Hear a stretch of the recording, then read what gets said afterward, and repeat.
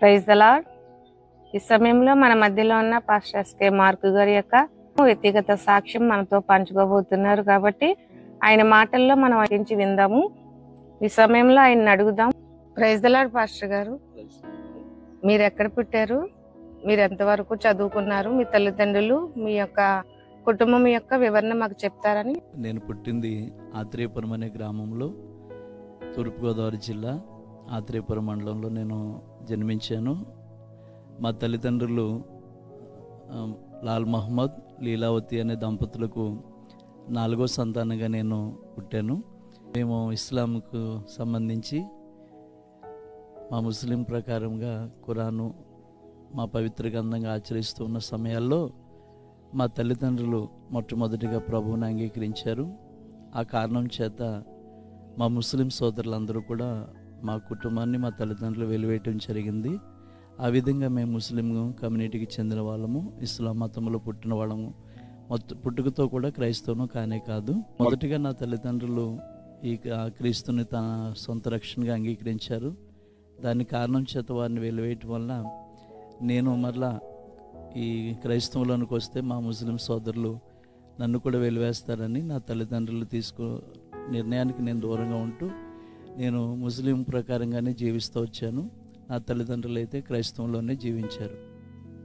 నా యవ్వన కాలంలో నేను ఆత్రేయపురంలోనే మహాత్మా గాంధీ జూనియర్ కాలేజ్ అనే కాలేజీలో 10th క్లాస్ వరకు విద్యాభ్యాసం చేసి తదుపరి నా తల్లిదండ్రుల దగ్గర ఉంటే నన్ను వారు ఈ మతము స్వీకరించమని, క్రైస్తవులో నడవమని చెప్తున్న కారణాన్ని బట్టి నేను వారికి దూరంగా హైదరాబాద్ మా బావగారు అక్క ఉంటే వాళ్ళ దగ్గరికి నేను వెళ్ళి అక్కడ వారి దగ్గర ఉంటూ అక్కడ ఒక కంపెనీలో, పెన్నార్ స్టీల్ అనే కంపెనీలో చిన్న జాబ్ చేయడానికి అక్కడికి వెళ్ళడం జరిగింది. నేను ఇంటికి, నా తల్లిదండ్రులు నమ్మని దేవునికి నేను దూరంగా వెళ్ళి అక్కడ ఉంటే నేను ఈ క్రైస్తవానికి దూరంగా ఉండొచ్చు అని నేను అనుకున్నాను. మరలా హైదరాబాద్లోనే ఉంటూ మరి దేవుణ్ణి ఎలాగా మీరు తెలుసుకోగలిగారు? అక్కడ దేవుని వాక్యంలో చెప్తుంది కదా, వేరుగా ఉండి మీరు ఏమి చేయలేరని చెప్తున్నట్టుగా దేవునికి దూరంగా ఉండటం వలన నేను మనశ్శాంతికి కరువైపోయి నా జీవితంలో అనేక రీతిలుగా అశాంతికి గురైపోయి చివరికి నేను ఆత్మహత్య చేసుకోవాలనే సమయంలో దేవాతి దేవుడు ఒక చిన్న వాక్యము ద్వారా, మైకు ద్వారా నేను విన్న మాట లూకా శుభవార్త 19:10 నశించిన దానిని వెతికి రక్షించడానికి మనిషి కుమారుడు ఈ లోకానికి వచ్చాడు అనే మాట ద్వారా ఆ దేవుని ఆకర్షించడం జరిగింది. అప్పుడు నేను ఆ ప్రార్థనకు వెళ్ళి నేను మనశ్శాంతిని పొందుకోవటం, అప్పటి నుంచి కూడా నేను కూడా క్రీస్తులోకి రావడానికి దేవుడి కృపను అనుగ్రహించారు. దేవుని కలిగి ఉన్న తర్వాత మీరు బాప్తిసం తీసుకున్నారు కదా, తీసుకున్న తర్వాత మీరు దేవుణ్ణి సేవ చేయాలని ఎందుకు అనుకున్నారు? దేవుడు నన్ను ఆకర్షించుకుని బాప్తిసంలోనికి, మారు మనసు బాప్తిసంలో తీసుకొచ్చారు.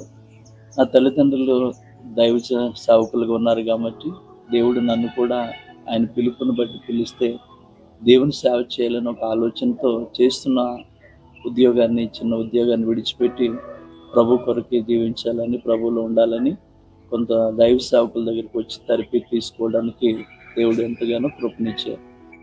కాకినాడలో సిటీసీ సిఓఎం అధినేతలు డాక్టర్ ఎంఎస్ విలియమ్స్ అయ్య గారని వారి ద్వారా జరిగిస్తున్న క్రిస్టియన్ ట్రైనింగ్ సెంటర్లో తరబేతి పొందడానికి దేవుడు కృప చూపించారు. మొదటి పరిచర్య మీరు ఎలా ప్రారంభించారు? తరబేతి పొంది వచ్చిన తర్వాత ప్రాక్టికల్ చేయడానికి 2 గ్రామాలకు పంపించారు. ప్రాక్టికల్ అయిన పిదప 40 దినాలు ఉపవాసం ఉండి ప్రార్థన చేస్తూ ఉండగా దేవుడు, నేను పుట్టింది తూర్పుగోదావరి జిల్లా అయితే పశ్చిమ గోదావరి జిల్లా అయిన గోపాలపురం మండలం వెంకటేపాలెం అనే గ్రామంలోనికి దేవుడు నన్ను పరిచర్యకు నడిపించారు. నా తల్లిదండ్రులు దేవుని సేవలో ఉన్నప్పటికీ వారు చేస్తున్న పరిచర్యలో కాకుండా ఎన్నడూ దున్నని బీడు భూములు దున్నాలని ఆశతో ప్రార్థించినప్పుడు దేవుడు, నేను పుట్టింది తూర్పుగోదావరి జిల్లా అయినప్పటికీ వెస్ట్ గోదావరి అంటే పశ్చిమ గోదావరి జిల్లా వెంకటేపాలెం అనే గ్రామానికి దేవాతి దేవుడు మహాకృపను బట్టి ఆయన ఆ సేవకు నడిపించారు. ఆ సేవ ప్రారంభ దినాల్లో దాదాపు 1 సంవత్సరం పాటు ఆత్రేయపురం నుంచి ఒక సైకిల్ మీద ప్రయాణం చేసి సుమారు దాదాపు 60-70 కిలోమీటర్లు ప్రయాణం చేసి ప్రతి వారం అక్కడే ఉండి దేవుని సేవ చేయడానికి సైకిల్ మీద 1 సంవత్సర కాలం దేవుని పరిచర్యలో నడవడానికి ప్రభు ఎంతో కృపనిచ్చారు. అలా ప్రారంభించిన ఈ పరిచర్యను దేవుడు అంచెలంచెలుగా దీవిస్తూ మొదటి సంఘంగా వెంకటేపాలెం ఇచ్చి, కొన్ని బ్రాంచ్ సంఘాలు ఇచ్చి, ప్రతి స్థలంలో కూడా యేసు కృపాసన్నిధి అనే పరిచర్యలు చేయడానికి, మందిరాలు స్థాపించడానికి దేవుడు ఎంతగానో ఈ కృపాసన్నిధి పరిచర్యలు ఆయన కృప చూపించారు. అక్కడ పరిచర్యకు వెళ్ళడానికి ఒక సహోదరి ద్వారా అక్కడికి దేవుడు నడిపించారు. అక్కడ పరిచర్య ప్రారంభించినప్పుడు చిన్న కొద్దిపాటి సంఘ బిడ్డలు వస్తూ ఉండేవారు. వారి ప్రార్థన, వారి సహకారము నాకు ఎంతో ప్రోత్సాహాన్ని ఇచ్చి అక్కడ ఒక బలమైన సేవ చేయడానికి వెంకటేపాలెం సంఘ బిడ్డలు నాకు ఎంతో సహాయపడ్డారు. మరి యేసుకృపాసన్నిధి అనే పరిచర్య పేరు ఎలా పెట్టారు మీరు? మొదటిలో అయితే ట్రైనింగ్ పొందిన సంస్థ పేరు మీదే పరిచర్య చేస్తూ ఉండేవాళ్ళం. COM అనే చర్చ్ అని ఉండేది. తర్వాత దేవుని దగ్గర కనిపెట్టి ప్రార్థిస్తుంటే దేవాతి దేవుడు ఇచ్చిన దర్శనంలో ఒక చక్కటి నీలి మేఘాలలో బంగారు అక్షరాల్లో యేసు కృపా సన్నిధి అనే పేరు దేవుడు నాకు చూపించడం జరిగింది. నా సన్నిధి నీకు తోడుగా వస్తుందన్న వాగ్దాన ప్రకారంగా ఈ చర్చికి యేసు కృపా సన్నిధి అనే పరిచర్య అనే పేరు పెట్టుకోవడానికి దేవుడు ఎంతగానో కృపనిచ్చారు. మరి ఇప్పటి వరకు పరిచర్యలో మీరు ఎన్ని సంఘాలు స్థాపించారు? దేవుని కృపను బట్టి యేసు కృపా సన్నిధి పరిచర్యలు 7 ప్రాంతాల్లో దేవుడు స్థాపించడానికి ప్రభు కృపనిచ్చారు. మొదటిగా వెంకటేపాలెం గ్రామంలో మెయిన్ చర్చ్ స్థాపించడానికి ప్రభు కృపనిచ్చారు. వెంకటేపాలెంలో ఉండి ప్రేయర్ చేస్తున్నప్పుడు దేవుని మహాకృపలో మరలా రెండో పరిచర్యగా చెరికిమిల్లులో దేవుడు పరిచర్యలో బ్రాంచ్ చర్చ్ మొదటిది ఏర్పాటు చేయడానికి దేవుడు ఎంతగానో కృపనిచ్చాడు. అక్కడ ఒక మంచి మందిరాన్ని కూడా ఏర్పాటు చేసి యేసు కృపాసన్నిధి మొదటి బ్రాంచ్ చెరికిమిల్లు ఏర్పాటు చేయడానికి దేవాతి దేవుడు ఎంతో కృపనిచ్చారు. అలాగే తర్వాత పెదవాడపల్లి అనే గ్రామంలో కూడా దేవుని కృపలో మరొక బ్రాంచ్ సంఘాన్ని స్థాపించడానికి ప్రభు కృపనిచ్చారు. అక్కడ అందరూ హైందవులుగా ఉన్నారు కనుక వారి మధ్యలో మరి బ్రాంచ్ సంఘం ప్రారంభించినప్పుడు చాలా ఆటంకాలు కలిగాయి. అటువంటి ఆటంకాలు కలిగినప్పుడు అక్కడ పరిచర్య కూడా అంతరాయము, ఆటంకాలు, ఎన్నో అడ్డుబండ్లు వచ్చినప్పుడు అక్కడ స్థాపించడానికి వీలు లేనప్పుడు 3 దినాలు ఉపవాసం ఉండి ప్రార్థన చేసినప్పుడు దేవుడు దర్శనంలో ఒక ప్లేస్ చూపించారు. ఆ ప్లేస్లో యేసు కృపాసన్నిధి అనే బ్రాంచ్ సంఘాన్ని ఏర్పాటు చేయడానికి కృపనిచ్చారు. నేటికి కూడా గత కొన్ని సంవత్సరాలుగా పెదవాడపల్లిలో కూడా బ్రాంచ్ సంఘం ద్వారా యేసు కృపాసన్నిధి పరిచర్యలు జరుగుతున్నాయి. అలాగనే దోమంతులగూడెం అనే గ్రామంలో కూడా మరొక బ్రాంచ్ సంఘాన్ని దేవుడు ఏర్పాటు చేయడానికి ప్రభు మహాకృపనిచ్చారు. ఇలాగ యేసు కృపాసన్నిధి పరిచర్యలు స్థాపించబడిన నాటి నుంచి నేటి వరకు ఆయా గ్రామాల్లో, ఆయా ప్రాంతాల్లో ఈ బ్రాంచ్ సంఘాలు పెట్టుకుంటూ అనేక ఆత్మలను దేవుని వైపు నడిపించడానికి దేవాతి దేవుడు ఎంతో కృపనిచ్చారు. ఇంత పరిచర్య చేస్తూ ఇన్ని బ్రాంచ్ సంఘాలు మరి నిర్మించారు కదా, ఈ పరిచర్యలో మీరు ఎవరికైనా తర్ఫీదిచ్చి సావుకులుగా తయారు చేశారా? దేవుని కృపలో దాదాపు ఒక 10 మంది వరకు సేవకులుగా తయారు చేయడానికి దేవుడు కృపనిచ్చాడు. అందులో కొంతమంది సేవకులైతే మన బ్రాంచ్ సంఘాల్లో పనిచేస్తున్నారు కృపాసన్నిధి పరిచర్యలో. మరికొందరు ఇండివిజువల్గా వారి పరిచర్యలు జరిగించుకుంటున్నారు. ప్రతి ఒక్కరు పరిచర్య కూడా దేవుడు ఘనంగానే జరిగిస్తున్నారు. దాదాపు 10 మందికి తర్ఫీదు ఇవ్వడానికి, సేవకులుగా తయారు చేయడానికి దేవుడు కృప చూపించారు. ఈ సేవా పరిచర్యలో ఎప్పుడైనా సరే మీకు క్లిష్ట పరిస్థితి ఏదైనా మీకు ఎదురైందా? అలాంటి సందర్భాలు చాలా ఎదురైనాయి. అయినప్పటికీ దేవుని కృపలో దేవుడు మాకు ఎంతో సహాయం చేస్తూ వచ్చాడు. దీనికి ముందుగా ఒక మాటను కూడా చెప్పాలి. ఏంటంటే, ఒక ముస్లిం కమ్యూనిటీ నుంచి రక్షించబడిన ఒకే ఒక కారణంతో మా తల్లిదండ్రులు వెలివేయబడ్డారు, మేము కూడా వెలివేయబడ్డాం. అయితే ముస్లిం బ్యాక్గ్రౌండ్లో, ముస్లిం కమ్యూనిటీలో ఉన్నప్పుడు నా అన్నయ్యకు, అక్కలకు వివాహాలు అయిపోయినాయి. ఎప్పుడైతే క్రైస్తవంలోనికి మేము ఇస్లాం విడిచిపెట్టి క్రైస్తవులోకి వచ్చామో అప్పుడు నా వివాహ విషయంలోకి వస్తువులకు చాలా అభ్యంతరాలు, ఆటంకాలు చాలా కలిగి ఓ ముస్లిం అమ్మాయిని కూడా ఇచ్చి వివాహం చేయడానికి ఎవరు ముందుకు రాని పరిస్థితులు అయిపోయినాయి. కానీ బైబిల్ చెప్తుంది నరుడు ఒంటరిగా ఉండటం మంచిది కాదని. అలాంటి టైంలో 2 సంవత్సరాలు దేవుని పాదాలు పట్టుకుని కన్నీటితో ప్రార్థన చేస్తే సొలొమోను చెప్పినట్లుగా గృహమును విత్తనమును పితరులిచ్చి స్వాస్థ్యమైతే సుబుద్ధి గల భార్య యెహోవాకు దానం అని చెప్పినట్లుగా దేవుడిని దానముగా మంచి భార్య కొరకు దేవుడిని అడిగినప్పుడు దేవాతి దేవుడు మహాకృపలో రాజుల కులం నుంచి రక్షించబడి దేవుని సేవ చేస్తున్న దైవజనులు పౌలరాజు గారు అనే ఒక గొప్ప సేవకులు నా సాక్ష్యమును విని వారి కొన్ని 2 కుమార్తెల్లో పెద్ద కుమార్తెనిచ్చి నాకు వివాహం చేయడానికి దేవుడు కృపనిచ్చాడు. సేవ జీవితంలో ఎదురైన పరిస్థితి మొదట నా వివాహంలో ఎదురైంది. తర్వాత దేవుని కృపను బట్టి దేవుడు చక్కటి భార్యను, చక్కటి కుమారులను, కుటుంబాన్ని కూడా దేవుడు దయచేశారు. అలా సేవ చేస్తున్న రోజుల్లో భయంకరమైన కామెర్లు వ్యాధి, జాండీస్ అనే వ్యాధి వచ్చినప్పుడు దాదాపు ఆ వ్యాధి చాలా మందికి ఆ గ్రామంలో రావటం జరిగింది. వారిలో చాలా మంది అయితే మరి ఆ వ్యాధి ద్వారా చనిపోవటం కూడా జరిగింది. అలాంటి టైంలో నేను కూడా మరణ పడకల దాకా వెళ్ళినప్పుడు ఇక మా జీవితంలో సేవ ఏమైపోతుందో, కుటుంబం ఏమైపోతుందో, బిడ్డలు ఏమైపోతుందో అనుకున్న టైంలో నా తల్లిదండ్రులు, మా అత్తమామలు, నా భార్య వారందరూ కన్నీటితో చేసిన ప్రార్థనలో దేవుడు నన్ను మరలా లేవనెత్తి మరలా మరణము తప్పించడం యెహోవా వశమన్నట్టుగా దేవుడు మరలా మరణ పడకల నుంచి నన్ను లేవనెత్తి నన్ను ఎంతగానో దేవుడు స్వస్థపరిచి ఆదుకున్నారు. నేటికి ఇన్ని సంవత్సరాలు అయినప్పటికీ కూడా నేను సజీవుడిగా ఉన్నానంటే కేవలం దేవుని మహాకృపని చెప్పడానికి నేను ఎంతగానో ప్రభువునందు ఆనందిస్తూ ఉంటాను. పాటలు రాశానని చెప్పారు కదా, ఆ పాటలు ఏ సందర్భాల్లో రాశారు, ఏ విధంగా రాశారు? దేవుని మహాకృపలో కొన్ని పాటలు రాయడానికి దేవుడు ఎంతగానో కృపనిచ్చారు.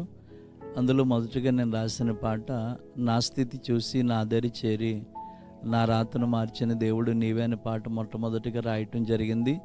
ఎందుకంటే నా వ్యక్తిగత జీవితంలో, నా జీవితంలో నా వాళ్ళందరూ కూడా నన్ను విడిచిపెట్టి దూరం అయిపోయి నన్ను ఒంటరివాడిని చేసి మమ్మల్ని వెలివేసినప్పుడు నా దరికి ఎవరూ చేరలేదు, దేవుడే నా దరికి చేరాడు. బైబిల్ గ్రంథంలో కూడా శానాని దేహాలు పట్టినవాడు సమాధుల్లో ఉన్నప్పుడు తన కుటుంబంలో చేర్చాలని, ఎంతోమంది అతను సాధుపరచాలని సంకెళ్ళ చేత తాళ్ళ చేత బంధించినప్పటికీ కూడా సాధుపరచలేక వీడి స్థితి ఇంతే, వీడి రాత ఎవడు మార్చలేడు, వీడి బ్రతికింతే అని అందరూ వదిలేసి వెళ్ళిపోతే నా యేసయ్య వచ్చి వాడిని స్వస్థచిత్తుని చేసి మరలా తిరిగి బట్టలు కట్టుకునేలాగా వాడి రాతను దేవుడు మార్చాడు. అలాగే నా జీవితంలో కూడా అందరూ వెలివేసిన నా యేసయ్య నన్ను విడవకుండా నాతో ఉండి ఉన్నందుకు నేను ఆ సందర్భాన్ని మనసులో తెచ్చుకుని మొట్టమొదటిగా రాసిన పాటే నా స్థితి చూసి నా దరి చేరి నా రాత మార్చిన దేవుడు నీవే అనే పాటను మొదటిగా రాయడానికి దేవుడు ఎంతో కృపనిచ్చాడు. ఇలా సందర్భానుసారంగానే కొన్ని పాటలు దేవునిలో రాయడానికి ప్రభు కృపనిచ్చారు. మరొక పాట రాయడానికి దేవుడు సహాయం చేశారు. ఆ పాట కూడా దైవజనమా ప్రియని జనమా అనే పాటను రాయడానికి దేవుడు కృపనిచ్చారు. దైవజనమా మీరు నాకు ప్రియమైన జనము, మోషేకు తోడుగా ఉన్నాను నీకు కూడా తోడుగా ఉంటానని ఒక పాట ఒక సందర్భానుసారంగా రాయవలసి వచ్చింది. బ్రాంచ్ సంఘము వాడపిల్లలో బ్రాంచ్ సంఘాన్ని స్థాపించి ఒక మందిరం కట్టడానికి స్థలం కొన్నప్పుడు అక్కడున్న హైందవులందరూ కూడా అడ్డొచ్చి ఆ రోజు మమ్మల్ని కొట్టడానికి వారు ప్రయత్నిస్తున్నప్పుడు దేవుని మహాకృపలో దేవాతి దేవుడు ఆ స్థలంలో మమ్మల్ని ఎంతగానో మరి తప్పించి కాపాడినప్పుడు గుర్తొచ్చింది ఏంటంటే, ఐగుప్తులోకి వెళ్ళు, నా సన్నిధి నీకు తోడుగా ఉంటుంది, నేను మోషేకు తోడుగా ఉన్నాను నీకు తోడుగా ఉంటానని చెప్పిన దేవుణ్ణి జ్ఞాపకం చేసుకుంటూ ఆ సందర్భానుసారంగా ఈ పాట రాయడానికి దైవజనమా ప్రియని జనం అనే పాట రాయడానికి ప్రభు కృపనిచ్చారు. ఇలాగా సందర్భానుసారంగా కొన్ని పాటలు రచించి ప్రభుని మహింపరచడానికి అవి ఒక కారణాలుగా మిగిలినని ప్రభు పేరిట తెలియజేస్తున్నాం. మీ 49వ జన్మదినం వస్తుంది కదా, మరి 49 సంవత్సరాల్లో మీరు సేవకి వచ్చిన మొదలుకొని ఇప్పటి వరకు ఎన్ని సంవత్సరాల నుంచి సేవ చేస్తున్నారు? దేవుని మహాకృపలో మొదటిగా దేవుడిని స్తుతిస్తూ, దేవుడు నాకు మరలా మరొక సంవత్సరం అనే దయక్రీటాన్ని దేవుడు దయచేస్తున్నారు. నేను గత 30 సంవత్సరాలుగా దేవుని సేవలో ముందుకు వెళ్ళడానికి దేవుడు ఎంతగానో కృపనిచ్చారు. 95వ సంవత్సరంలో దేవుని సేవ మొట్టమొదటి సేవ ప్రారంభించి ఆనాటి నుండి ఈనాటి వరకు ప్రభు సేవలో నమ్మకంగా కొనసాగడానికి దేవుడు నాకు నా కుటుంబానికి దేవుడిచ్చిన గొప్ప భాగ్యంగా నేను ఎంచుకుంటున్నాను. ఈ సంవత్సరములన్నీ కూడా ఆయనే మమ్మల్ని కాచి కాపాడి పరిచర్యకు మాకు తోడై ఉన్న దేవుని బట్టి స్తుతిస్తున్నాను. పరిచర్లు ఇంకా ప్రభు సేవలు ఇంకా మీరు ఏం చేయాలనుకుంటున్నారు ముందు దినాల్లో? ఇంకా దేవుని కృపలో అనేక ఆత్మలను ప్రభు దగ్గరికి నడిపిస్తూ ఇప్పటికే ఇన్ని సంవత్సరాల సేవా జీవితంలో ఎన్నో మహాసభలు, ఎన్నెన్నో కూడికలు, ఎన్నెన్నో రక్షణ స్వార్థ సభలు ఏర్పాటు చేయటం, గ్రామ గ్రామాల్లో పట్టణాల్లో కూడా దేవుడు పని చేయడానికి ప్రభు కృపనిచ్చారు. రాబోయే దినాలు ఇంకా అధికంగా అనేక ఆత్మలను ప్రభు దగ్గరికి నడిపించాలని ఒక ఆశ ఉంది. ఒక విశాలమైన ఒక పెద్ద మందిరాన్ని కూడా దేవుని చిత్తంలో దేవుని కొరకు ఏర్పాటు చేసి అనేక ఆత్మలను ప్రభు దగ్గర నడిపించాలని ఒక ఆశ, కోరిక ఎప్పుడు ఉంది. రెండవదిగా అనేక మంది వృద్ధాశ్రయం ఒకటి ఏర్పాటు చేసి వారి ముసలితనంలో వృద్ధులుగా ఉన్నవారిని చేరదీసి పోషించాలనే ఒక వృద్ధాశ్రయాన్ని కూడా ఈ పరిచర్య ద్వారా ఏర్పాటు చేయాలని ఆశ కలిగి ఉన్నాం. అలాగనే దేవుని కొరకు ఇంకా యెహోషువ చెప్పినట్లుగా నేనును నా ఇంటి వారును యెహోవానే సేవిస్తామని చెప్పినట్లుగా నా కుటుంబం అంతా దేవునిలోనే సాగాలని, దేవుని పనిలోనే ఉండాలని మనసారా కోరుకుంటూ నా హృదయ అభిలాష ఇదై ఉందని నేను తెలియజేస్తున్నాను. దేవునికి మహిమ కలుగును గాక. మీకు బాగా ఇష్టమైన సేవకులు ఎవరు? సేవకులందరూ కూడా దేవుని చేత పిలువబడిన వారే, కానీ నాకైతే ఎక్కువగా ఒక మాదిరిగా మాత్రం యేసన్న గారు అంటే చాలా ఇష్టం. యేసన్న గారిని అంటే నేను ఎక్కువ ఇష్టపడతాను. ఆయన పరిచర్యలు అన్నీ కూడా నాకు చాలా ఇష్టమైనవి. ఆయన్ని నేను మాదిరిగా చేసుకుని సేవలో ముందుకు వెళ్ళడానికి ప్రభు కృపనిచ్చారు. అదే కృపలో తాడేపల్లిగూడెంలో యేసన్న గారు ఓసన్న స్వార్థ సభలు ఏర్పాటు చేసినప్పుడు యేసన్న గారితో కలిసి ఒకే లాడ్జిలో ఉండడానికి ప్రభు కృపనిచ్చారు. అప్పుడు దైవజనులు నా సేవ కొరకు ఇంకా వారు ప్రార్థించారు. కనుక ఈ సేవా జీవితంలో నాకు బాగా మాదిరికరమైన సేవకులు యేసన్న గారు అని చెప్పడానికి నేను చాలా సంతోషపడుతూ ఉంటాను. ఆ సందర్భాల్లో యేసన్న గారితో కలిసి ఆ సభల్లో ఉన్నప్పుడు ఒక దినాన్ని బాప్తిస్మం ఇవ్వడానికి ఆయన వెళుతుండగా ఆయన అన్న మీతో ఫోటో దిగాలని అడిగినప్పుడు ఆయన దగ్గరికి తీసుకుని సంతోషంగా అన్నతో కలిసి ఫోటో దిగే అవకాశాన్ని దేవుడు నాకు కల్పించారు. అది నా జీవితంలో మర్చిపోలేని రోజు అది.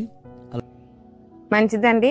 ఇప్పటి వరకు మీ అనుభవ సాక్ష్యాలు, సేవా పరిచయ విధానాలు మాకు ఎంతగానో అనుభవపూర్వకంగా చెప్పారు. అందుని బట్టి దేవుని స్తుతిస్తున్నాను.